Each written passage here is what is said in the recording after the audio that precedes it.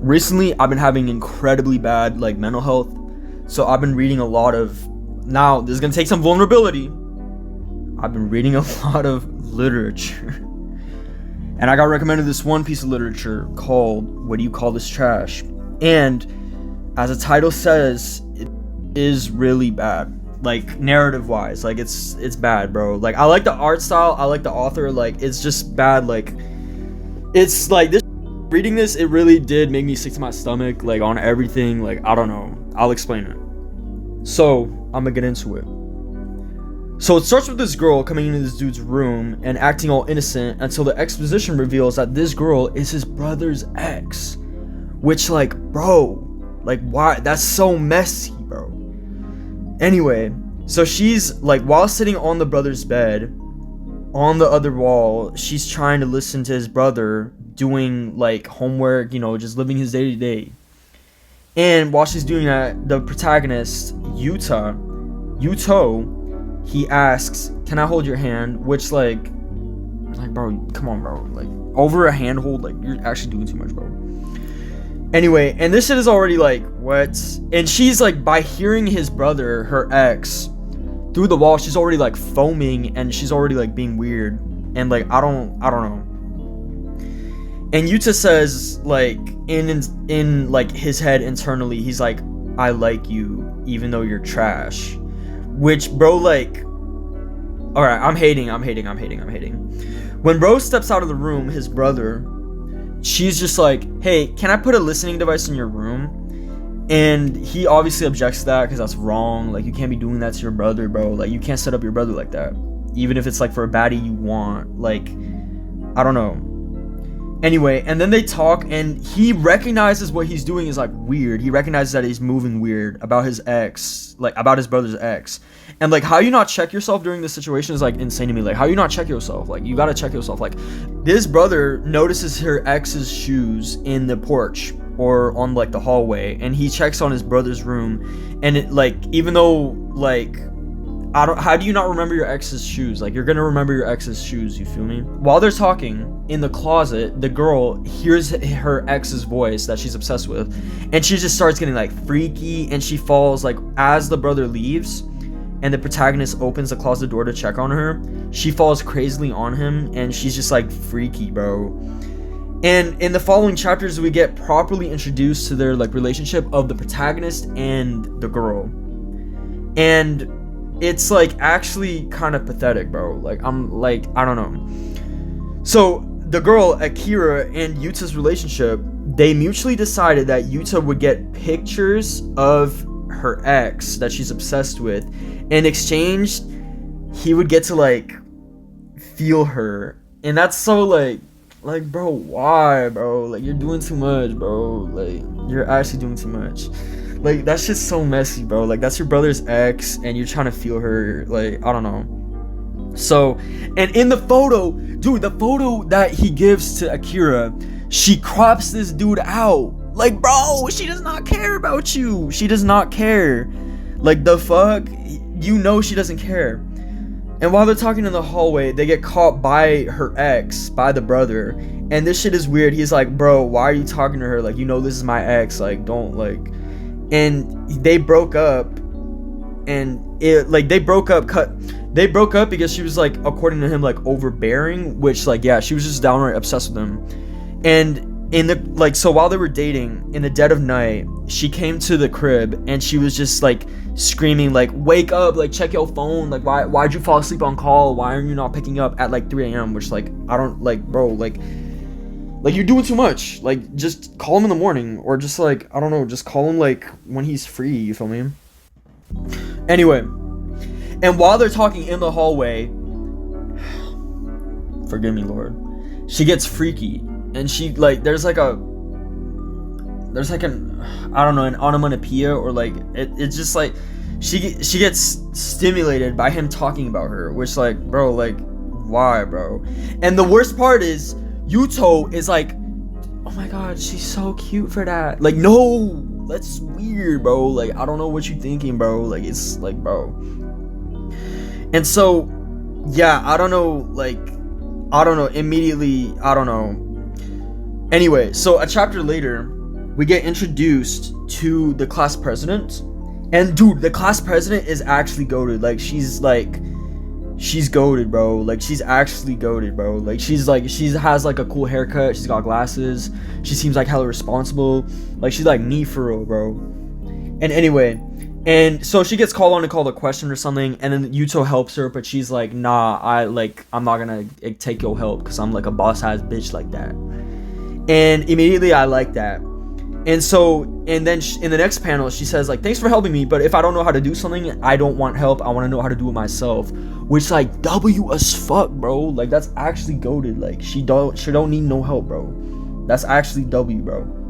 And while they're talking, the stalker, Akira, notices them, and she gets so insecure that this girl is gonna take Yuto from her. And even though she doesn't care about him, she has no interest in him, even though she gets really insecure, like, that she's gonna like take her mans, even though like she doesn't care about him. And that's fucking crazy. She pulls him in an alley, and she's like, are you gonna lose interest in me because of her? And like, and so we won't get to exchange pictures of my ex with you. And this shit pissed me off because she doesn't care about him. She just wants him to get with his brother again. And that's like, bro, like, you don't care about him. Like, back up. And of course, this beta, bro, he explains like, no, that's just my friend, that's just my classmate, like, don't even trip, bro, like, bro, I'm still on your dick. And this girl is so relieved, and that shit just pissed me off, bro. Next chapter, next chapter, in a flashback, the brother introduces her, and this dude starts like crushing on her, even though it's like, look, bro, it's your brother's ex, you feel me? It's like, it's your brother's girl. Like, come on now. Like, you gotta chill. Like, I mean, I get it if you really, really, really like her, but it's like, you gotta, like, I don't know, you gotta keep it low key. And so, a couple pages later, they break up.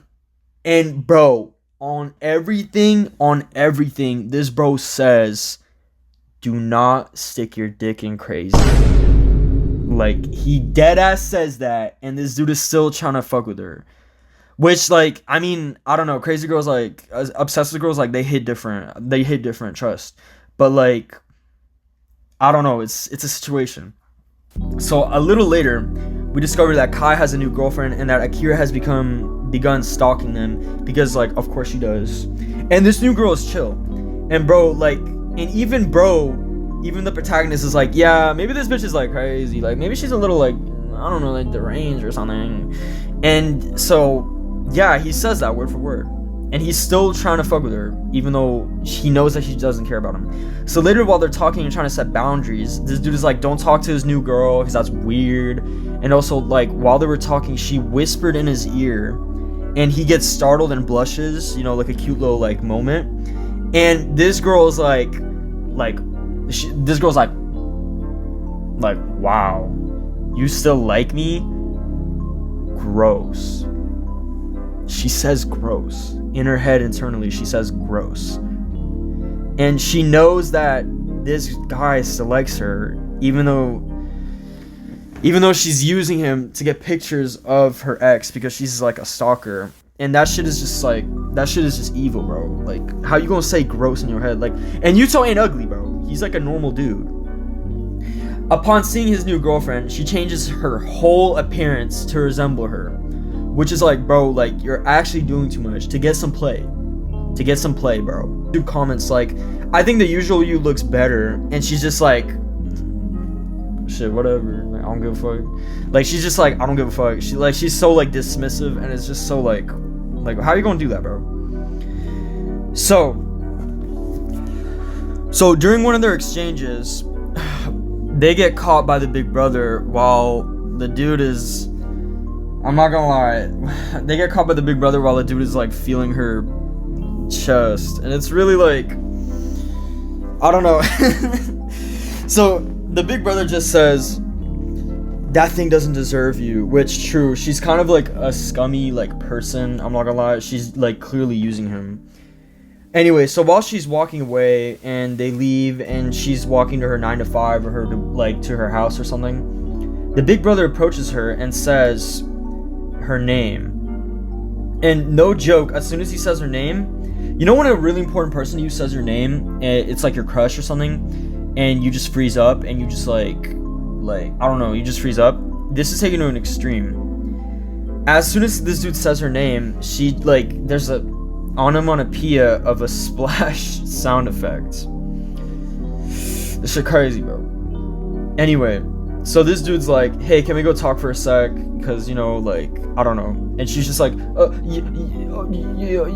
yeah, we can go talk for a second. And then they go talk at this bench. And the brother just straight up says, hey, can you break up with my little brother? And she's like, oh, here we go again. We're talking about this little bitch that fucking likes me. I'm playing. So while he's talking to her, she starts tweaking and she's like spacing out because she's debating on what to tell him, because obviously she can't tell him, oh, I'm not dating your brother, I'm just using him to get information on you and to get more pictures of you. And yeah, so while she's like spaced out, he tries to get her attention by putting his hand on her shoulder, and this dude like starts tweaking. Like as soon as this dude puts his hand on her shoulder, she just starts tweaking and freaking out.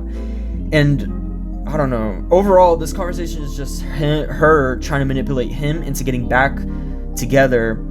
And the craziest part is it low-key works. So she says, okay, I'll break up with your little brother, but in exchange, you have to start going out with me again, while she knows that he has a new girl. And so he's like, I can't do that to my new girlfriend. Like, that's so weird. Like, I can't do that. That'd break her heart. And she's like, don't worry. You can start going out with me and stay with your current girlfriend. Which is like, bro. And he's like, why? Why would you want that? And she's like, I want you to go out with her still, because I want you to show me what kind of girl you want to go out with so I can become her. Like, bitch, why? Like, bro, you're doing too much. It's not that serious. And the craziest part is this dude agrees to this, because in the next chapter, the protagonist wakes up to being blocked. Like, bro, like, she left him on delivered, and this dude, like, he's just like, oh, she blocked me. Like, bro, she does not care about you. And I feel bad for him. Like, I feel so bad for him, but it's like, dude, if you're gonna act like a beta, like, you're gonna get treated like a beta. And so the thought process right now is that she wants to become the girlfriend by transforming herself into that image. And it's just so, like, you're so extra, bro. Like, just stop being so extra. So they decided that she would pull up to the house once a week for an hour, and don't worry, they wouldn't be fucking no freaky. So they pull up to his room, and it's so bad. Like, this dude, like, Yuto is in his bed, like, sleeping at 1 a.m. And the girl comes into his, like, her ex's room, and it's so messy. Like, it's so messy, bro. It's so messy. Yes. Oh my soul. So when she's in his room, she starts smelling it. She's like, oh, she starts being like weird and shit, and like, it's so wacky. And so one night, this dude falls asleep, and he can't let her in because she's like, he fell asleep. And so he wakes up at 5, and this girl is still outside waiting for him. And she's like, he checks his iMessage, and he's like, are you okay? I'm waiting. Did you fall asleep? And then he looks outside, and he sees her standing outside in the rain. And she's like, it's okay, just make it up to me later. Which, like, bro. And I'm not gonna include this in the screen, but in the backstory, because I'm too lazy, but in the backstory, we find out that the big brother, Kai, saved Akira from falling down the stairs because of some bullies. And that's why she gets so attached to him, and she's like, she's considering him her hero, and she's so obsessed with him. So, next chapter, we get a panel of her coming back to her house, and she, like, walks in her room, and she falls asleep in a closet that's just covered in pictures of Kai, her ex. And it's just like, Like, it's so extra. Like, why are you doing this? Like, bro, you have to went out and printed out all of those pictures, taped them to the wall, and like that's like $30-40 of printing right there. And it's just like, why are you, like, you're doing too much. Like, just have like a gallery on your phone at least. Like, you went all out of your way to print out all those photos because you're that obsessed with them. Meanwhile, he doesn't care about you. Like, bro, you're actually doing too much. And yeah, I don't know, it's just like, you're doing too much, bro. Anyway, I'm not gonna show this because, again, I'm too lazy. But in the next couple of chapters, we see that we meet Kai's girlfriend's parents, and he talks to his dad, and his dad is goated. I like his dad. He's just telling him, like, you gotta keep it real, bro. You gotta keep it 100 with your brother, bro. And he's just like, you're right. And so in the next chapter, as the girl's like planning in her head, like, I wonder what I'm gonna make him do to make up for the time that I lost, like, being outside. This dude tells his little brother, who's obsessed with the stalker, to come down the stairs. And while she's walking inside of their living room, and that shit is just like, bro, they lock eyes, and that shit is so fucking awkward. Like, my heart dropped the first time I read it. It was so awkward. Like, and personally, I would have just been like,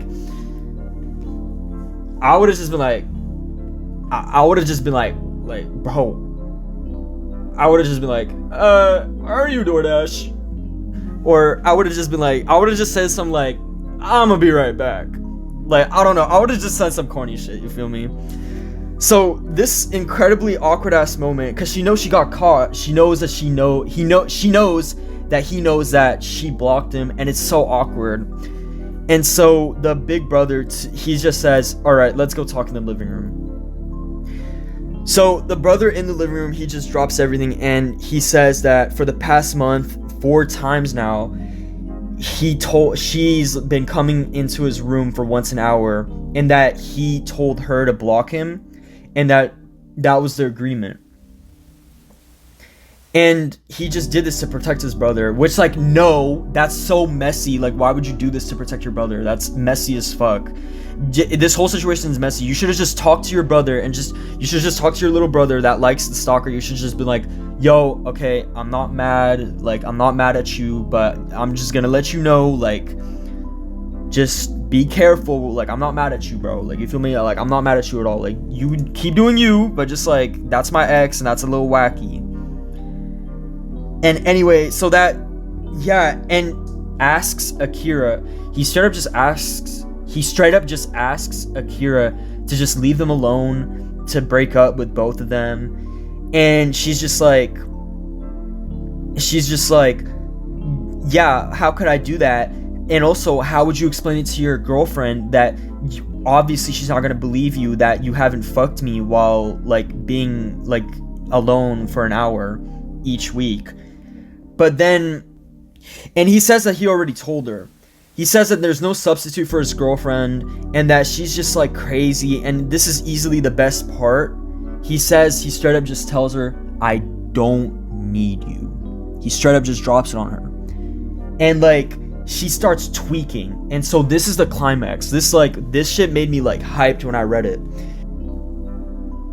So she starts tweaking, and then the little brother, he goes after her because he cares about her, and he's still, like, he's trying to, I don't know, he's really, like, obsessed with her, and that's his crush.